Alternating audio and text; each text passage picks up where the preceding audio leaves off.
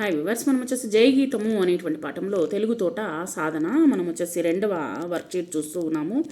క్రింది గీతాన్ని గీయండి. 4 అక్షరాల పదాల కింద గీత గీయండి. వేదాలను శోధించి వేదాంతము నదిగమించి మనిషి మనిషిగా బ్రతుకుటే మైతమన్న మహాశయ అస్పృశ్యత రూపుమాపి అగ్ర అంత్యం భేదముడిపి నిష్కుల భారత జాతికి నీడ అయిన బోధిప్రియ.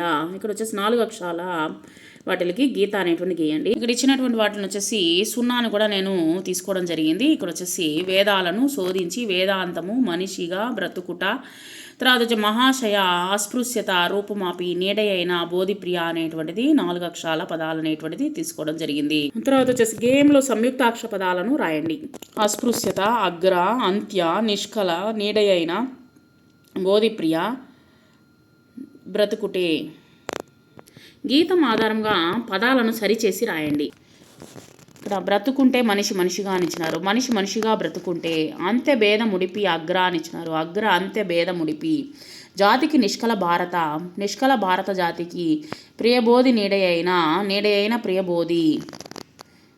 పదాలకు అర్థాలు రాయండి. వేదాంతము, ఉడిపి, మహితము. సో వేదాంతము అంటే వేద సారము, వేదాల సారము. తర్వాత ఉడిపి అంటే కర్ణాటక రాష్ట్రంలోని ఒక జిల్లాలోని ఒక నగరం అన్నమాట.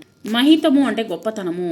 ఈ వాక్యము చదవండి, ప్రశ్నకు సమాధానం రాయండి. అందరూ సమానమని భావించాలి, మనిషి మనిషిగా బ్రతకడమే సరైనటువంటిది అని అంబేద్కర్ చెప్పారు. మీరు తోటి విద్యార్థులతో ఎలా మెలగాలి? మనము తోటి విద్యార్థులతో అందరూ సమానమని, మనిషిని మనిషిగా గౌరవించాలి అనేటువంటిది మనము పిల్లలతో, తోటి విద్యార్థులతో మెలగాలి.